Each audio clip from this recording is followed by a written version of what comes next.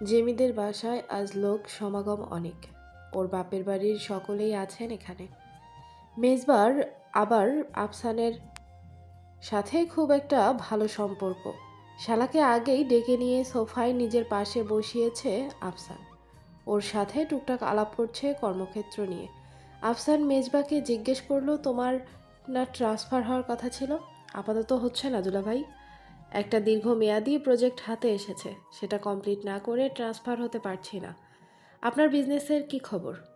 আরেকটা নতুন বিজনেস শুরু করেছি, ট্রান্সপোর্টের। ভালোই চলছে, অলরেডি 15% প্রফিট। যাক, আলহামদুলিল্লাহ। আপনার তো লাকি চার্ম, যেখানে ইনভেস্ট করেন সেখানেই প্রফিট। নিজেকে দেখো শালাবাবু, তুমি তো সব দিক থেকে সাকসেসফুল। দোয়া করি তোমার সাফল্য আরও বাড়ুক। মেজবার পিঠ চাপড়ে দিল আফসান। এর মধ্যে জেমির শাশুড়ি মাজেদা বেগম এসে সবাইকে খাওয়ার জন্য টেবিলে ডাকলেন। তবে টেবিলে সবার বসার জায়গা না হওয়ায় তিনি বললেন ভেতরের ঘরে বিছানার ওপরে বাকিদের বসার ব্যবস্থা করতে। আফসান উঠতেই মেজবাও ওর সাথে উঠে গেল। নিজেদের চেয়ারে ওরা মুরব্বীদের বসতে দিল। এহসানুল হক ভাইয়ের সাথে পাশাপাশি চেয়ারে বসে ওদের দিকে তাকিয়ে মুচকি হেসে সামনে সবার উদ্দেশ্যে বললেন, আমি সবসময় বলি না, আমার জীবনে দেখা দুজন ওয়েল ম্যানার ছেলে আছে আমাদের কাছেরই। এই হচ্ছে তারা দুইজন, আমাদের মেয়ে জামাই আর আমার ছেলে। মুরব্বীরা থাকলে নিজেরা উঠে গিয়ে যে তাদের বসার ব্যবস্থা করে দিতে হয়, এই শিষ্টাচার তারা ভালোই পেয়েছে। এহসানুল হকের কথা শুনে মেজবা আর আফসান ভদ্রতাসূচক হাসে। দুজনের স্বভাবে একটা সাধারণ মিল রয়েছে। দুজনেই ভীষণ অন্তর্মুখী স্বভাবের, এজন্য তাদের বনিবনাও ভালো। মেজবাদের জেমির শাশুড়ি ভেতরে শোবার ঘরে দস্তানা বিছিয়ে খাবার খাওয়ার ব্যবস্থা করে দিলেন। ওরা ডাইনিং থেকে সেখানে যেতেই আকসার ফুপু শাশুড়ি ওকে আর জেমিকে বললেন, তোমরাও ও ঘরে যাও, স্বামীদের সাথে এক লগে বসে খাও। আকসা আর চোখে জেমি আপুকে দেখে। সে বরাবরই একটু গম্ভীর, চুপচাপ স্বভাবের। দুটো কথা রা পড়ে না সহজে। চোখে মুখে সবসময় একটা কঠোরত্ব বজায় থাকে যেন। জেমি আপুর মুখের ভাবভঙ্গি আজ আসার সময় থেকেই অন্যরকম দেখছে আকসা। আপু আগের চাইতে আরও বেশি চুপচাপ হয়ে গেছে। মুখটা দেখে ভীষণ দুঃখী দুঃখী মনে হচ্ছে। ভেতরে যেন অজস্র দুঃখ কষ্ট যন্ত্রণা লুকিয়ে রেখেছে সে। জেমি আপু বোধহয় শাশুড়ির কথা মানতেই মাথা নাড়িয়ে সায় দিয়ে ভেতরের ঘরে গেল, এমনটাই মনে হলো আকসার। ও বাধ্য হয়ে জেমি আপুর পিছু পিছু ডাইনিং রুম ত্যাগ করলো।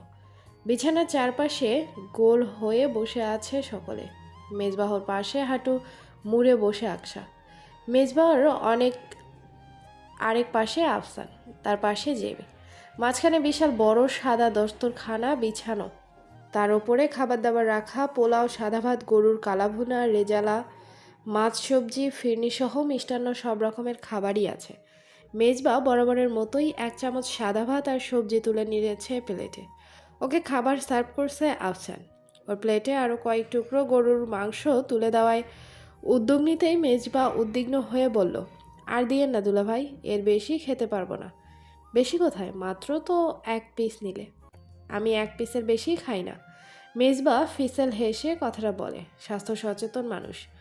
আফসান মৃদু হেসে আকসার প্লেটের দিকে মাংসের বোলটা এগোতেই ও তাড়াহুড়ো করে প্লেট সরিয়ে নিয়ে বলে, আমাকে আর দিয়েন না দুলাভাই, একটু নাও।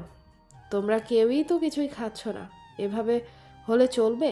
মেজবাও নিল না, তুমি আর একটু নাও। হ্যাঁ ভাইয়া, ওকে দেন। যদিও ডায়েট করে, তবে একদিন একটু বেশি খেতেই পারে। পাশ থেকে ফোড়নটা কাটলো মেজবা। আকসা খাওয়া থামিয়ে ওর দিকে ভ্রু কুঁচকে আর চোখে তাকালো। মেজাজ প্রচণ্ড খারাপ হলো ওর।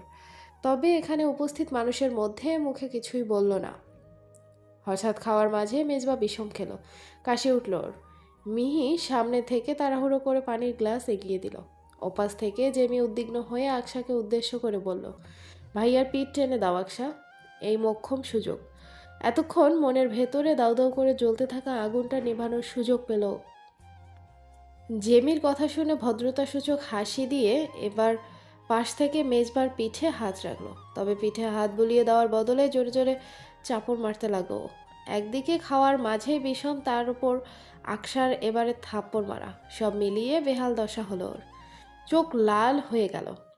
সেই লাল চোখে কঠিন দৃষ্টিতে দেখলো আকসাকে, তবে এই মুহূর্তে কিছু বলতে পারল না।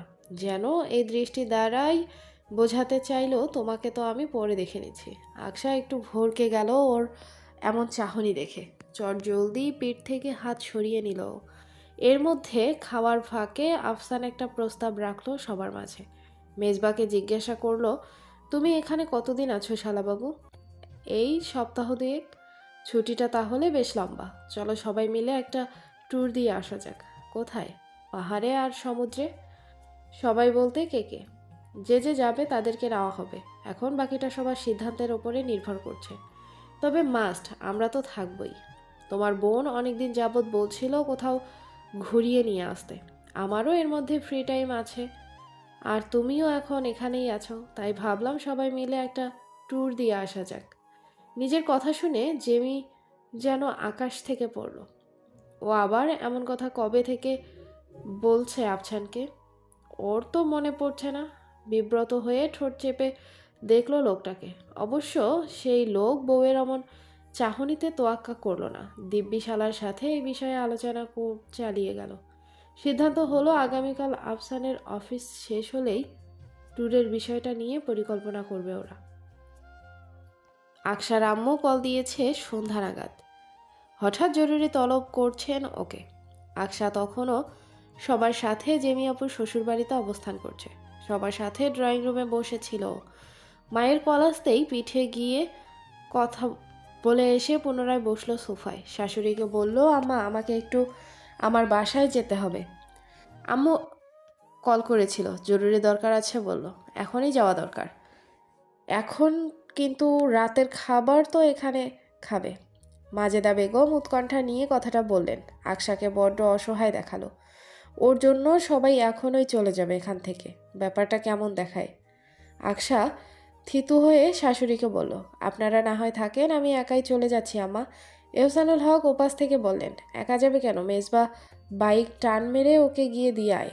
মেজবা বাইক নিয়ে এসেছিল। আব্বুর কথা শুনে ও ভদ্রভাবে মাথা নেড়ে যাওয়ার জন্য প্রস্তুত হলো। এদিকে আকসা পড়েছে বিড়ম্বনায়। এই লোকের সাথে যেতে হবে ওর। অসহ্যকর ব্যাপার স্যাপার। তবে এই মুহূর্তে শ্বশুরবাড়ির মানুষদের সামনে কোনো বিরোধিতা করতে পারল না ও। চুপচাপ উঠে গেল। মেজবা বাইক চালিয়ে নিয়ে যাচ্ছে সব মফস্বল এরিয়া ধরে। এটা গ্রাম্য নির্জন ধাঁচের এলাকা। গাছপালা বন জঙ্গল বেশি। জনমানবহীন ঘনবসতি একেবারেই নেই। রাত তখন প্রায় 8টা। তবে এই অঞ্চল দেখে মনে হচ্ছে রাত 12টার উপরে বেজে গেছে। জেমি শ্বশুরবাড়ি ছাড়িয়ে এসেছে প্রায় মিনিট 15 হলো। লোকাল এলাকা ছাড়িয়ে এই এলাকায় প্রবেশ করতেই আকসা হঠাৎ বাইকের পেছন থেকে বলে উঠল, বাইক থামান। মেজবা সামনের মিররে দেখে প্রশ্ন করলো, কেন? সেই কৈফিয়ত আমি আপনাকে দিতে যাব কেন? বাইক থামান, না হলে আমি ঝাঁপ দিব। চুপচাপ বসে থাকো, পাগলামি করবে না। মেজবার রুর জবাবটা পেয়ে আকসার জেদ আরো বেপরোয়া হলো। সে এইরকম জিদ্দি স্বরে বলল, ঝাঁপ দিলাম কিন্তু। ওর হুমকিতে এক প্রকার বাধ্য হয়ে সরু রাস্তার পাশে বাইক থামিয়ে দিল মেজবা। সঙ্গে সঙ্গে আকসা বাইক থেকে নেমে কঠোর গলায় বলল, এবার আপনি আসতে পারেন।